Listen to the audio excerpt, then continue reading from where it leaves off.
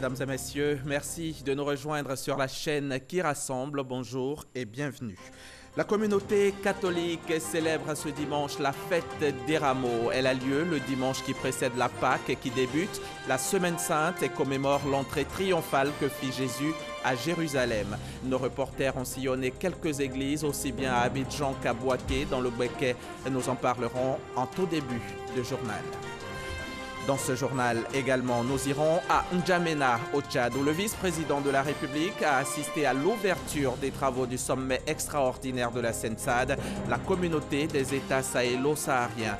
Daniel Kablan-Duncan y représentait le chef de l'État, le président Alassane Ouattara. Les magistrats algériens ont manifesté hier samedi devant le ministère de la Justice à Alger. Au nom de l'indépendance de la justice, ils refusent de superviser la présidentielle du 4 juillet. Les avocats haussent également le ton. Selon eux, la répression des manifestants pacifiques par les forces de sécurité doit cesser immédiatement. L'IPNETP, l'Institut pédagogique national de l'enseignement technique et professionnel, est un établissement d'enseignement technique supérieur et de recherche placé sous la tutelle administrative du ministère de l'Éducation nationale, de l'enseignement technique et de la formation professionnelle. Il a été créé en décembre 1975 et réorganisé par décret en novembre 2001. L'IPNETP est chargé, entre autres, de la formation du personnel enseignant et du personnel d'encadrement de l'enseignement technique et de la formation professionnelle et du développement de la recherche et de l'innovation technologique. Comment intègre-t-on l'IPNETP après 44 ans d'existence? Quelles sont les innovations de l'Institut? Ces questions, nous allons les poser à Zakaria Berté, le directeur général de l'IPNETP, qui est avec nous en plateau. Ce sera dans le cadre du magazine du dimanche. Bonjour, Monsieur Berté. Bonjour Hamza Diaby. Merci d'avoir répondu à notre invitation. Merci de m'avoir invité à ce plateau. Je vous retrouve tout à l'heure, dans 30 minutes. À tout à l'heure. À tout à l'heure. Hosanna, ô fils de David, béni soit celui qui vient au nom du Seigneur. Ce 14 avril, dimanche des Rameaux, commémore l'entrée triomphale que fit Jésus à Jérusalem 6 jours avant la Pâque, soit 4 jours avant son arrestation. Il a donc lieu vers la fin du carême et se veut une reconstitution d'un événement précis dans le but de faire revivre aux fidèles les temps forts des évangiles. Godefroy Okambawa a sillonné ce matin quelques quartiers d'Abidjan. Son reportage. Selon les versets bibliques, 6 jours avant la fête de la Pâque, Jésus vient à Jérusalem. La foule l'acclame lors de son entrée dans la ville avec des rameaux. C'est en mémoire de ce jour que les fidèles catholiques de la paroisse Quasi-Divine Miséricorde des Deux Plateaux célèbrent également la fête des rameaux. Nous rentrons dans un temps fort, qui est la Semaine Sainte. C'est la semaine la plus importante dans la vie de notre Église. Et dans cette semaine-là, nous célébrons de manière concentrée le mystère du Christ. Depuis le rameau depuis la fête des rameaux jusqu'à la résurrection, nous célébrons. Et déjà à la fête des rameaux, on entrevoit la résurrection du Christ. On entrevoit non seulement sa mort, mais sa résurrection aussi.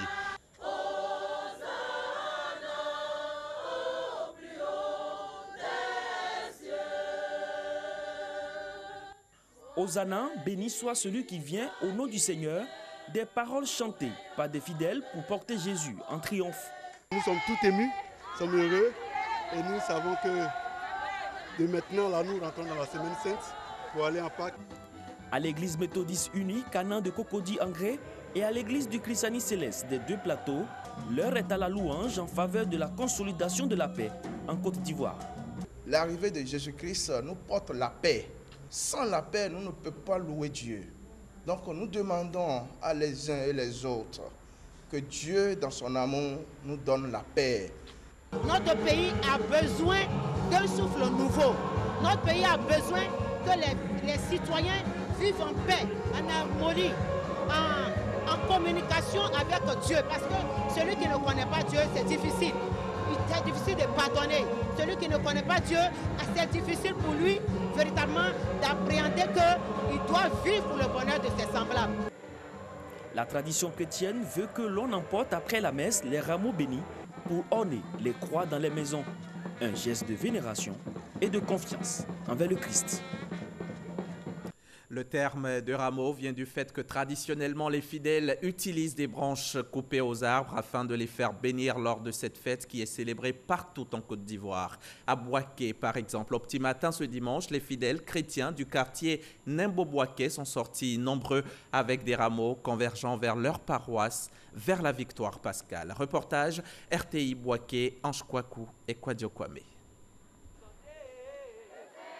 Procession des disciples du Christ de Bouaké-Nimbo avec des rameaux pour célébrer l'entrée triomphale de Jésus à Jérusalem. À travers le dimanche des rameaux, les chrétiens revivent les moments où la foule accueille Jésus dans la cité de David comme un roi, le Messie attendu. Il y a, disons, 2000 ans, Jésus entre à Jérusalem avec les rameaux, avec les chants de joie, avec l'allégresse. On verra qu'à partir du vendredi saint, il va souffrir pour sauver les hommes. On a dansé parce que c'est la joie qu'on ressent. Notre première intention, là, avec tout ce que Jésus a fait, c'est de faire de lui un roi. Il est bon de savoir que le dimanche des rameaux marque deux événements majeurs. L'entrée triomphale de Jésus à Jérusalem ainsi que la passion du Christ. Cette solennité marque également le début de la Semaine Sainte.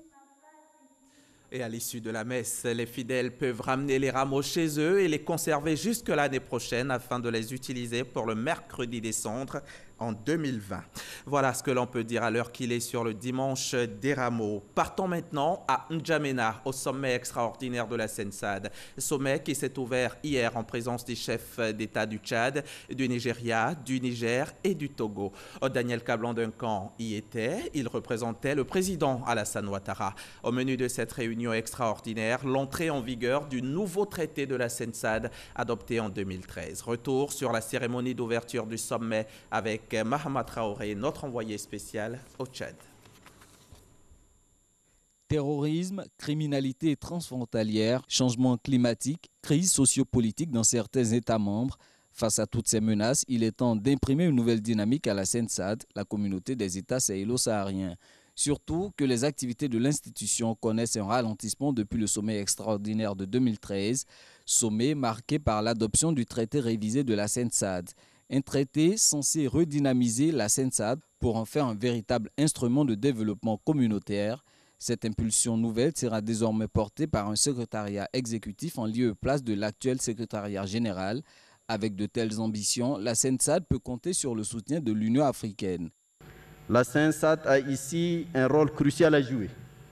Je l'invite, comme d'autres communautés économiques régionales, à une forte mobilisation avec nous sur ces nouveaux chantiers de la paix. Face à la complexité, l'ampleur et la sensibilité des défis, l'urgence d'une solidarité bien conçue, méthodique et agissante, s'impose comme une nécessité qui ne saurait plus souffrir le report. Pour le président tchadien, président en exercice de la Sensad, l'urgence des défis dans l'espace sahélo-saharien commande une relance des activités de l'organisation sous-régionale. Pour ce faire, Idriss Déby exhorte les États membres à s'acquitter de leurs arriérés de cotisation pour un meilleur fonctionnement de la Sensad. Nous avons besoin d'une véritable mutualisation de nos moyens et de nos énergies dans un élan de solidarité et de complémentarité pour mieux affronter les graves défis communs de l'heure. Pour ce faire, nous devons, au cours de ce sommet extraordinaire, rendre pleinement opérationnelle la nouvelle Sensad. À cet égard, il est primordial de créer les conditions d'un nouveau départ sur la base d'un plan d'action actualisé et cohérent, favorisant un espace plus intégré, plus soudé, vivant en paix et en sécurité. Cet appel à une redynamisation de la Sensad sera entendu lors des travaux en plénière de ce sommet. 15 États sur les 24 que compte l'Union ont ratifié l'entrée en vigueur du traité révisé. La conférence des chefs d'État et de gouvernement a également décidé d'attribuer les postes de secrétariat exécutif et de son adjoint, respectivement au Niger et au Maroc. Ils seront installés dans les meilleurs délais par le président en exercice de la Sensad. Il a été demandé aux États qui n'ont pas, payé leur cotisation à le faire. Il faut indiquer que conformément aux instructions du président de la République, la Côte d'Ivoire s'est acquittée des 500 millions avant qu'on ne vienne ici. Les gens ont salué cet apport important et les États qui sont en retard vont avoir un délai pour que progressivement ils appuient les arrêts. Il a été par ailleurs donc décidé que compte tenu de la situation donc en Libye, la SENSAD va pouvoir provisoirement s'installer ici en N'Djamena de manière à pouvoir permettre donc de travailler normalement. Donc voilà un peu les grandes décisions qui ont été prises. C'est une réunion qui a été, disons, efficace. En marge des travaux de ce sommet extraordinaire de la SENSAD, le vice-président de la République, Daniel Kablan-Duncan, a été reçu en audience par le président tchadien. Les échanges ont essentiellement porté sur le renforcement de la coopération entre Yamoussoukro et N'Djamena. C'était un reportage au Tchad de Mahama Traoré avec la collaboration technique de Kwaku Nguessan. La Côte d'Ivoire est également à l'honneur à Washington. Amadou Gon Coulibaly, qui s'y trouve depuis quelques jours dans le cadre des assemblées de printemps FMI Banque mondiale, vient de rencontrer le tout nouveau président du groupe de la Banque mondiale. David Malpass lui a réaffirmé son soutien au gouvernement ivoirien. À la sortie de l'audience, le Premier ministre a fait le point de leur échange au micro d'Adama Koné, notre envoyé spécial aux États-Unis. Poignée de main très appuyée entre le tout nouveau président du groupe de la Banque mondiale, David Malpass, et le Premier ministre ivoirien Amadou Gon Coulibaly, au siège de l'institution à Washington. La Côte d'Ivoire fait partie ainsi des premiers pays à prendre contact avec la Banque mondiale sous la présidence Malpass. Seulement 4 jours après sa prise de fonction. Tout un honneur, toute une opportunité. C'est une grande considération et un grand honneur qui a été fait donc, à la Côte d'Ivoire. Et je crois que c'est la reconnaissance du leadership du président de la République, son Excellence le président Ouattara, que nous ayons eu cette audience. Nous avons eu une séance de travail qui a été très fructueuse et elle-même était consécutive à une séance de travail que nous avons eue hier avec le vice-président de la région Afrique. Nous avons fait le point de la coopération entre la Côte d'Ivoire et la Banque mondiale pour noter que de 2012 à aujourd'hui, nous avons triplé les engagements de la Banque sur la Côte d'Ivoire. Et nous avons noté avec le président Malpass un engagement très fort de la Banque à accompagner notre pays pour relever donc, tous les défis donc, qui se présentent à nous, que ce soit en matière d'amélioration de nos infrastructures, que ce soit en matière d'amélioration du capital humain, que ce soit en matière d'accompagnement de la Côte d'Ivoire avec les outils, notamment du secteur privé, pour transformer nos produits agricoles. Je dirais que sur toutes ces questions, nous avons une oreille attentive du président de la Banque mondiale, du tout nouveau président de la Banque mondiale. Tout porte à croire que les échanges initiés à Washington se poursuivront au bord de la lagune ébriée. Et pour cause. Le président de la Banque mondiale nous a indiqué, puisque je lui ai passé le message du président de la République qui l'invitait à Abidjan, que c'est avec grand plaisir qu'il viendra donc en Côte d'Ivoire, où il était déjà allé en 1988. Je dois vous dire que cette rencontre était une rencontre de grande qualité et je suis très heureux que nous ayons pu discuter de toutes ces questions qui touchent à la coopération entre la Côte d'Ivoire et le groupe de la Banque mondiale. Une visite qui se fera dans un climat de détente pour la Côte d'Ivoire, le pays ayant progressé sur la mesure du climat des affaires, passant de la 177e à la 122e place au classement Doing Business et ayant mis au vert 14 indicateurs sur 20 du programme Compact du Millennium Challenge Corporation. La réhabilitation des casernes militaires de Côte d'Ivoire se poursuit. Cette semaine encore, à Yamoussoukro, le ministre d'État, ministre de la Défense, Ahmed Bakayoko, a procédé à l'inauguration de plusieurs infrastructures entièrement rénovées et équipées à hauteur de 6 milliards de francs CFA. De quoi améliorer les conditions de travail des forces de défense. Kader Sogodogo, RTI Bouaké. Garde républicain de Yamoussoukro. Le ministre d'État, ministre de la Défense, Ahmed Bakayoko, est accueilli par le chef d'état-major des armées, le général Lansine Doumbia, avec à ses côtés plusieurs officiers supérieurs de l'armée ivoirienne. Un pan important de la vision du président de la République Alassane Ouattara pour l'armée ivoirienne est en pleine exécution. Des infrastructures pour améliorer les conditions de travail des militaires. À la garde républicaine, un bâtiment administratif, un complexe nourricier et un hôtel de luxe nouvellement construit sont inaugurés. De la garde républicaine à l'EFA de Zambakro, le cap est vite franchi. 5 bâtiments sont inaugurés. Un hôtel, 2 dortoirs pour les stagiaires, un autre pour des bureaux et enfin un bâtiment cadre. À l'école des forces armées, Ahmed Bakayoko a également procédé à la pose de la première pierre de l'école de guerre. Les forces armées de Côte d'Ivoire veulent se doter des 3 niveaux d'enseignement militaire supérieur. Le cours d'état-major, qui est à sa 26e promotion, l'école de guerre, dont la première pierre est posée, et l'Institut d'études stratégiques et de défense, dont les bâtiments sont achevés et qui a déjà reçu sa première promotion. À Yamoussoukro, les forces spéciales n'ont pas été oubliées. Ces militaires sont dotés d'un complexe nourricier tout équipé. Vous êtes un bâtisseur, un visionnaire, et cette entreprise n'aura certainement pas prospéré sans ces qualités que tout le monde devrait naturellement vous reconnaître. Cela nous impose de façon implicite un code de conduite envers l'objet offert et surtout envers l'heureux bienfaiteur. Il est clair que tout est mis en œuvre pour avoir une armée forte. Les gens croient que pour grandir, pour avoir ce qu'on richesse, c'est le prendre avec la force. Si on est croyant, c'est tout ce qu'on fait au quotidien qui fait qu'on a une rétribution. Donc soyons bien, soyons des bons militaires au service du pays. Et si notre pays est fort, grâce à un socle qu'est l'armée, il va redistribuer ses bienfaits à l'armée.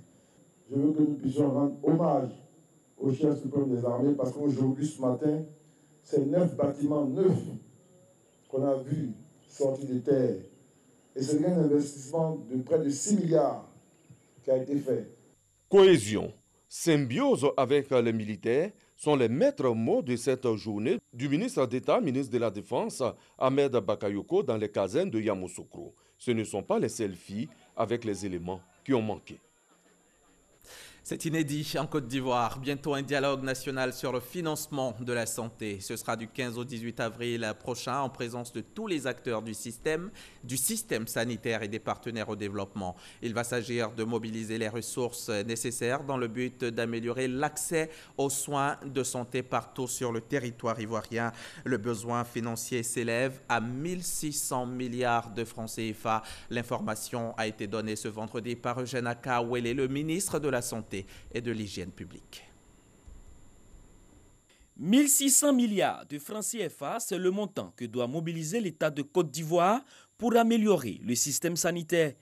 Pour ce faire, un dialogue national sur le financement de la santé se tiendra ici à Abidjan du 15 au 18 avril prochain. La première du genre en Côte d'Ivoire. Pour des réponses efficaces aux problèmes sanitaires rencontrés, le gouvernement a entrepris, à travers le ministère de la Santé et de l'Hygiène publique, de nombreuses réformes. La couverture maladie universelle, la réforme du secteur pharmaceutique, la réforme hospitalière en sont quelques exemples. Mais une des problématiques importantes pour le ministère de la Santé et de l'Hygiène publique est le financement du secteur de la santé. Devant cette situation, le ministère de la Santé et de l'Hygiène publique et ses différents partenaires du système de santé ont décidé d'organiser ce dialogue national sur le financement de la santé. Au cours de ce dialogue, il s'agira pour le gouvernement et ses partenaires au développement de réfléchir sur le mécanisme de mobilisation de ce fonds. Le dialogue national sur le financement de la santé va donc permettre de faire un plaidoyer auprès de toutes les parties prenantes du secteur de la santé en vue de mobiliser des ressources, notamment domestiques, pour un financement accru et pérenne de la santé, afin de tendre vers la couverture sanitaire universelle en Côte d'Ivoire et de contribuer à l'atteinte des objectifs pour le développement durable.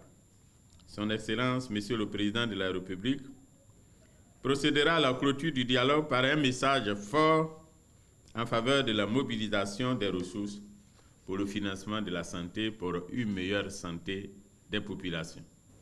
Selon le ministre de la Santé et de l'Hygiène publique, cette rencontre de haut niveau sur le financement de la santé réaffirme la volonté du gouvernement à améliorer le système sanitaire ivoirien. Les propos du ministre Akawele ont été recueillis pour vous par Godefroy Okambawa. Les populations sensibilisées à l'utilisation des lampes basse consommation.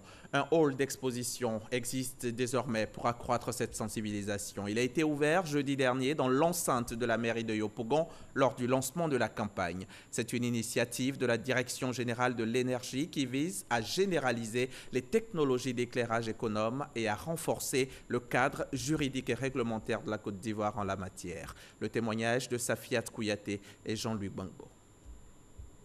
Des ampoules économiques pour chaque ménage et partout sur le territoire. C'est l'une des ambitions du projet Promotion de l'efficacité énergétique dans l'éclairage public en Côte d'Ivoire qui compte 5 actions phares dont cette campagne de sensibilisation des populations dans le choix de leurs lampes. L'un des arguments est la réduction des factures de courant car une ampoule économique consomme moins et dure plus longtemps. Les lampes à incandescence sont effectivement moins chères sur le marché. On peut en trouver même à 300 francs, mais elles sont énergivores, elles consomment beaucoup d'énergie. Elles font augmenter les factures. Par contre, les lampes LED, c'est vrai qu'elles sont un peu plus chères à l'achat, mais elles durent plus longtemps et elles consomment beaucoup moins. Durant cette exposition, des collectivités et représentants de structures spécialisées ont apporté leur soutien afin que les populations soient conscientes des enjeux de ce projet. On voudrait inciter la population à s'approprier ce projet d'ampoule économique. Elle permet de faire des économies d'énergie. Et cela est également aussi intéressant pour notre capacité énergétique au niveau de la Côte d'Ivoire. La planète est déréglée et il y a des actions urgentes qui s'imposent. Et nous évoluons dans un secteur d'activité qui fait partie des leviers dont dispose l'État de Côte d'Ivoire pour lutter efficacement contre les changements climatiques. C'est ce qui nous amène à nous associer à cette campagne de promotion. Quant aux consommateurs, certains utilisent déjà ces lampes économiques et constatent leurs avantages. Chez les ampoules LED que nous utilisons chez moi, ça consomme moins, c'est clair aussi, ça ne dégage pas de chaleur. En tout cas, moi je préfère. Les ampoules à incandescence sont interdites de vente en Côte d'Ivoire depuis le 1er janvier 2019. Cette campagne de sensibilisation vient booster cette mesure et se tiendra dans 12 chefs-lieux de district à l'intérieur du pays durant 2 semaines. Hier samedi, dans le cadre de l'opération Grand Ménage, les habitants du quartier Laurier Neuf de Cocody sont sortis et se sont mis à la tâche. Leur quartier a été désherbé, rues et grandes artères nettoyées, caniveaux curés, le tout dans une bonne ambiance. C'est ce que nous rapporte Grace Kando. Faya Laurier Neuf dans la commune de Cocody. Les résidents de cette cité sont à la tâche, balayage de rues, curage de caniveaux et désherbage. Le quartier est passé au peigne fait. Ce jour, nous avons voulu nous mobiliser pour rendre nos rues propres. Chaque mois, nous allons nous mobiliser encore à rendre nos rues vraiment propres. Parce que ça y va de notre hygiène, ça y va de notre santé. Ce matin, déjà très tôt, nous nous sommes réveillés et nous avons balayé nos rues. En commençant par devant nos maisons, nous avons auparavant mobilisé toutes les femmes avec leurs maris, nos enfants et tout le monde pour balayer nos rues. On a fait déjà des flyers, on a fait du porte-à-porte, on est allé nous-mêmes faire des réunions par rue pour mobiliser tout le monde. Nous avons pris à bras le corps cette opération pour nous débarrasser de tout ce qui est salubrité, déchets, etc. Chaque mois, sans le ministère, nous allons continuer cette opération. Pour cette occasion, on va profiter pour faire l'adressage de nos rues parce que jusque-là, les rues ne sont pas encore adressées.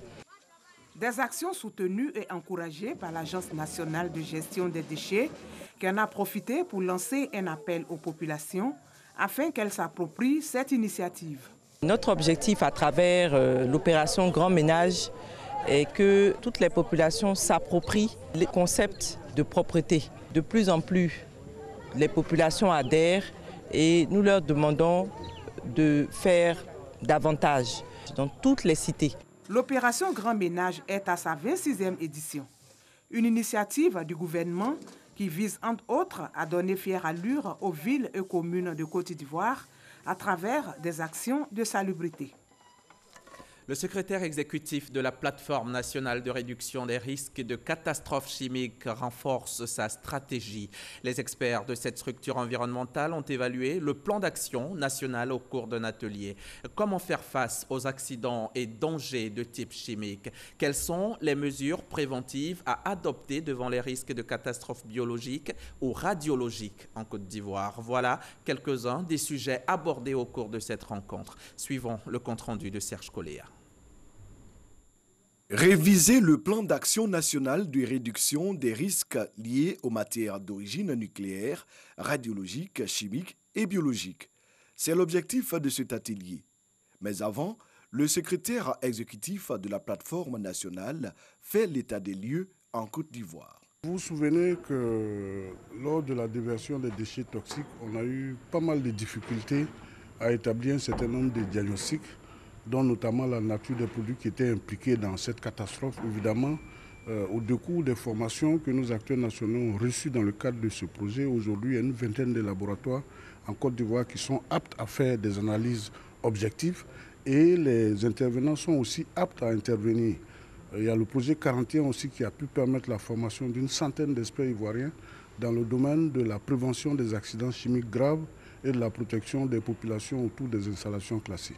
Cette rencontre va permettre de renforcer davantage le dispositif mis en place en Côte d'Ivoire. On a noté des faiblesses au niveau de nos systèmes institutionnels, au niveau de la réglementation et au niveau de l'opérationnel qu'il faille redresser dans le fond. Cet atelier qui a duré 2 jours a permis à tous les experts de faire des propositions en vue de réviser le plan d'action national de réduction des risques liés aux matières d'origine nucléaire, radiologique, chimique et biologique.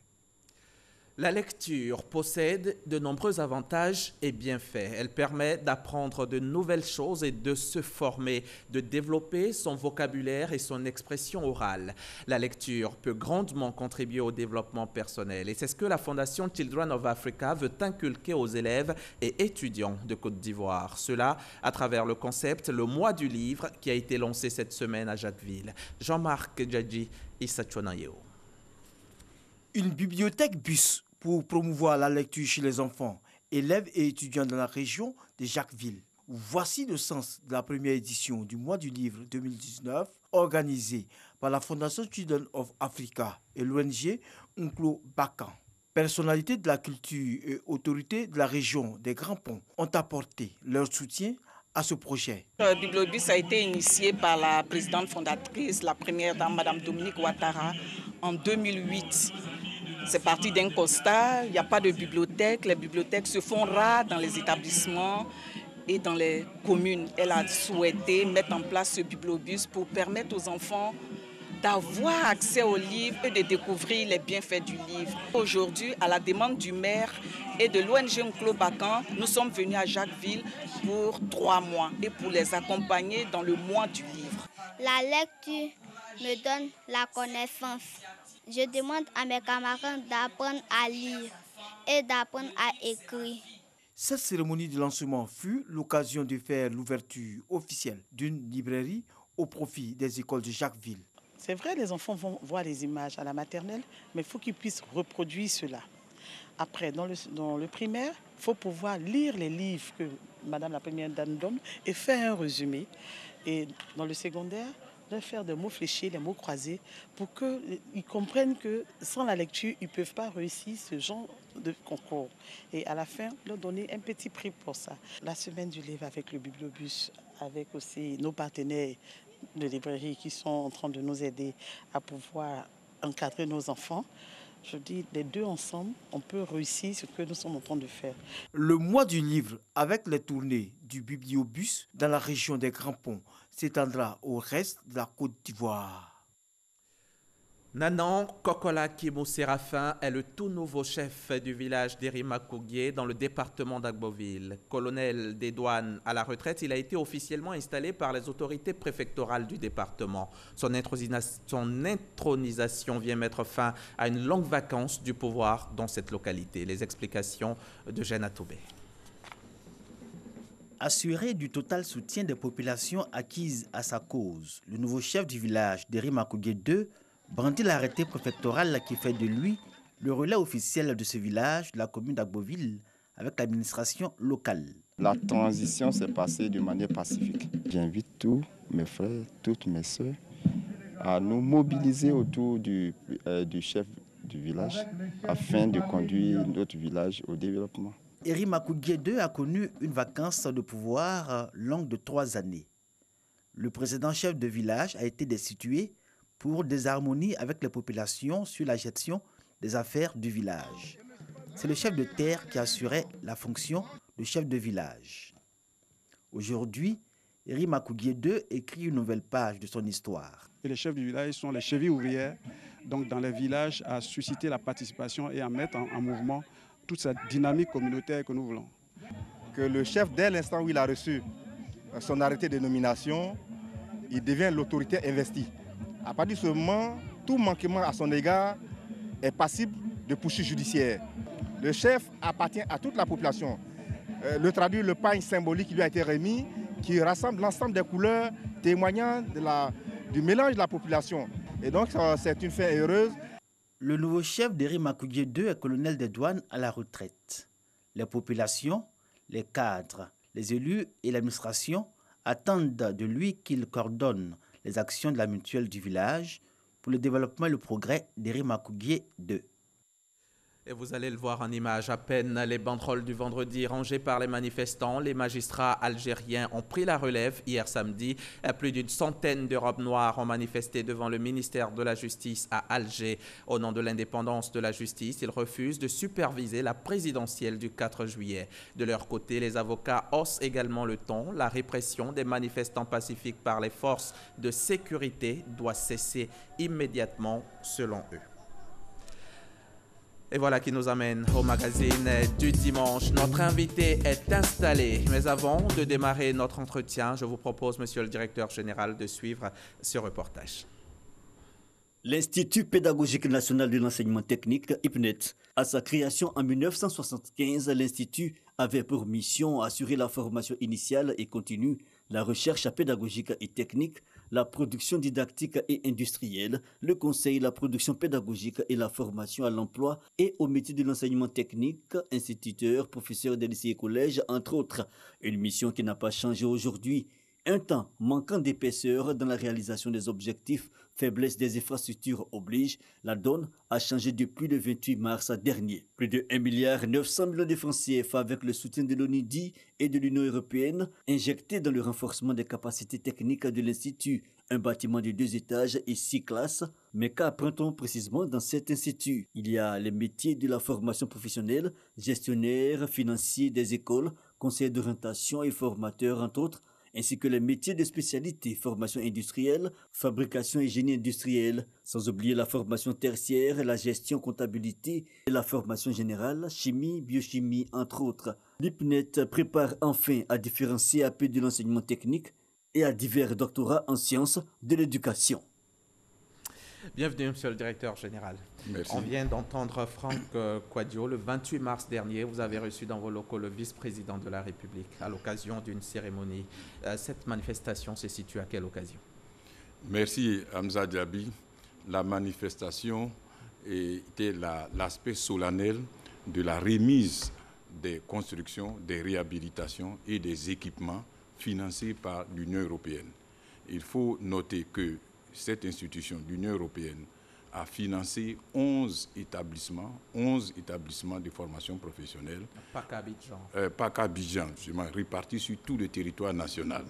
Alors, et donc, à la faveur de cette manifestation du 28 mars dernier, c'était la partie solennelle de la remise des équipements et des réhabilitations, puisque l'IPNET a bénéficié du plus gros investissement de la part de l'Union européenne. Il faut dire que l'investissement global s'élevait à près de 19 milliards. Exactement, 28,5 millions d'euros, donc un peu plus de 18 milliards de francs CFA. D'accord. Dites-nous, l'IPNET, c'est quoi les missions de cet institut? L'IPNET, vous l'avez dit à l'entame, est une grande école d'enseignement supérieur de formation de formateurs. Et sa mission, à sa création, comme vous l'avez si bien dit en 1975, est de former des formateurs pour les établissements de formation professionnelle en Côte d'Ivoire. Les centres de formation professionnelle, les lycées professionnels, les unités mobiles, toutes ces structures doivent avoir des formateurs. Et la mission de l'IPNET est donc de pourvoir justement ces établissements à des compétences pour former les jeunes Ivoiriens. Mais à côté de la formation des formateurs, nous avons la formation du personnel d'encadrement. Et ce personnel d'encadrement, c'est essentiellement les conseillers pédagogiques, les chefs d'établissement.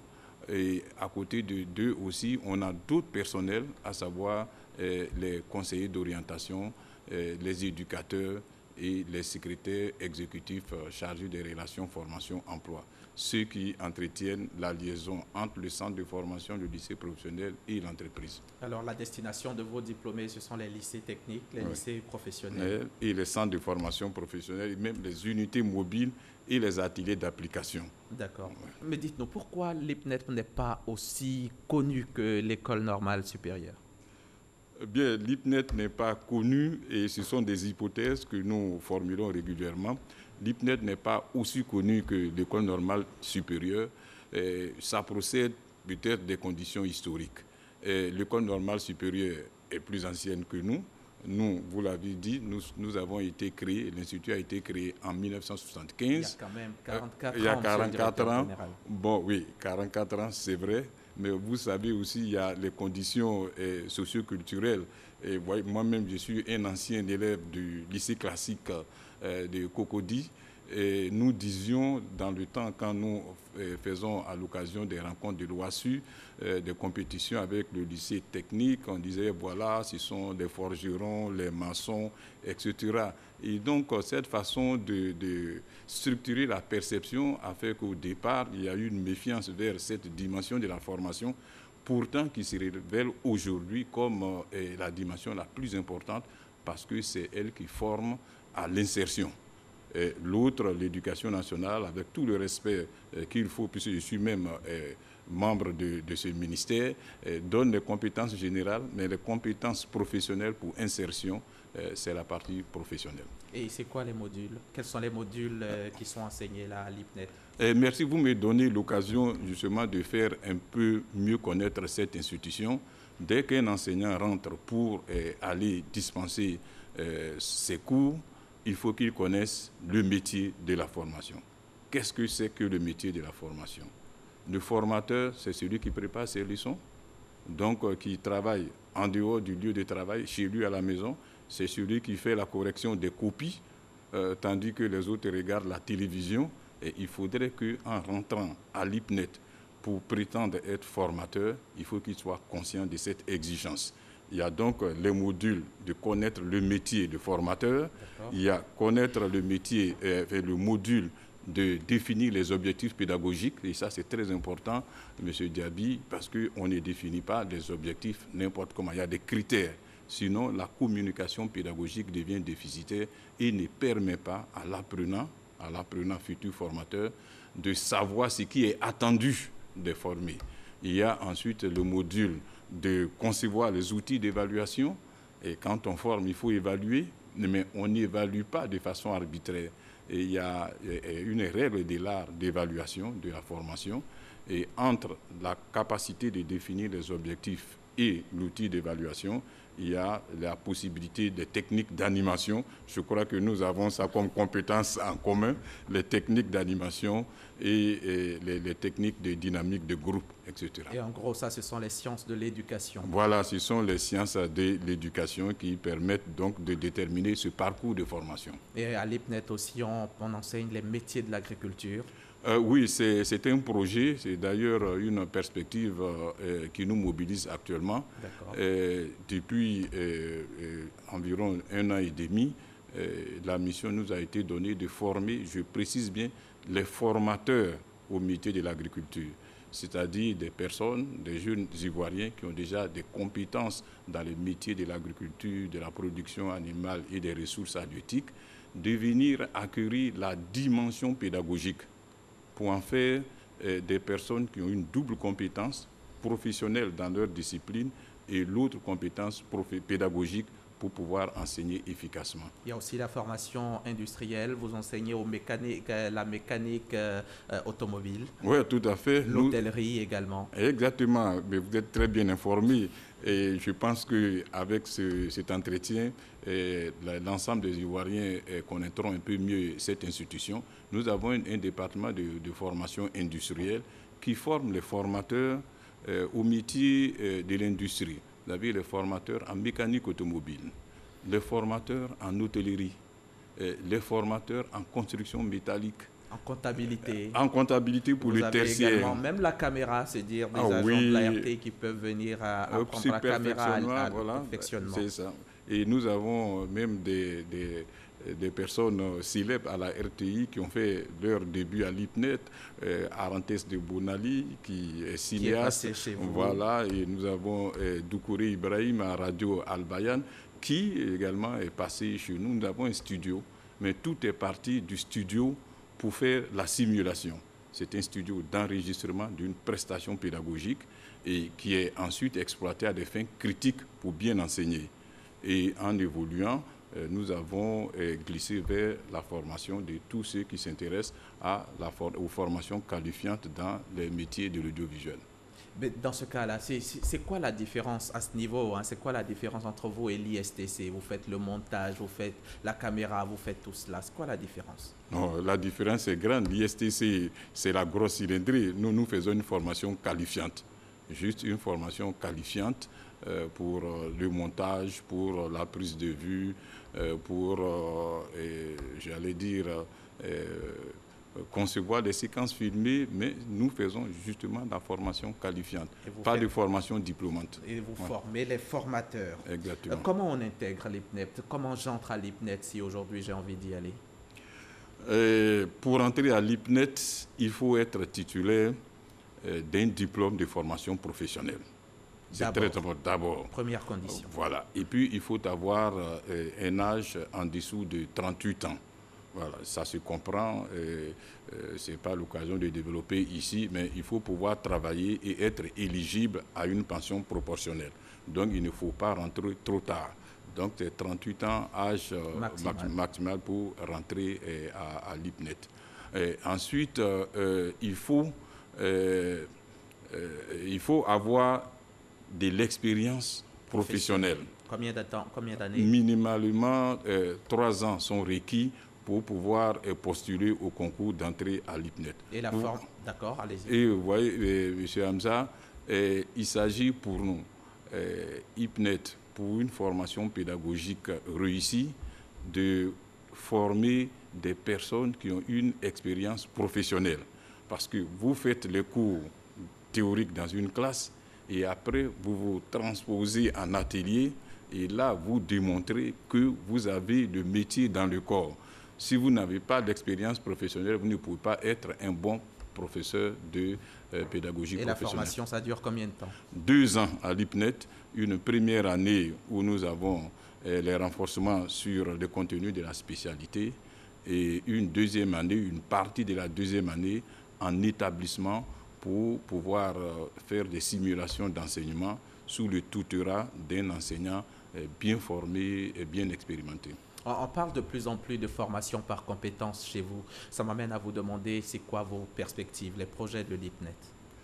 Oui, notre perspective, vous le trouvez très bien, c'est d'amener les populations actuelles qui rentrent et les populations à venir à enseigner selon l'approche par compétences. Vous savez, les pédagogies dans la formation professionnelle sont calquées sur ce qui se passe dans l'industrie de production. L'industrie a inventé l'Organisation scientifique du travail avec Taylor, et vous le savez, et Taylor a parcellisé les tâches par objectif. Et ça a influencé la pédagogie professionnelle par objectif, où il faut découper les tâches. Et à un moment donné, il y a eu un recul et on reprochait à des personnes formées suivant ce processus d'être rigides dans la pensée. On disait qu'il y avait un découpage, mais rien n'était fait pour mettre tout cela ensemble. Et aujourd'hui, on demande à l'ouvrier de ne pas être celui qui obéit, mais celui qui ajoute de lui-même, donc de la valeur ajoutée par rapport à son poste. Donc ça a amené à reconsidérer la pédagogie par objectif pour faire la promotion de l'approche par compétence.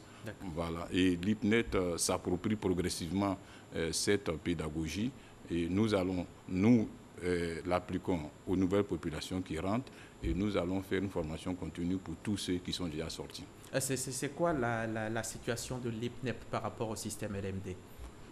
Oui, le système LMD, l'IPNET ne peut pas échapper, M. Diaby. C'est une directive de l'Union économique et monétaire ouest-africaine qui demande aux institutions africaines de se mettre au LMD pour permettre une comparabilité des diplômes de l'espace ouest-africain. Alors, donc, l'IPNET délivre les certificats d'aptitude pédagogique. Et comment nous avons opéré pour répondre à cette exigence? C'est à partir des bulletins que nous délivrons. Nous avons transformé nos unités de formation en unités d'enseignement et nous y avons affecté des crédits qui permettent de situer nos diplômés dans l'espace sous-régional. C'est bon.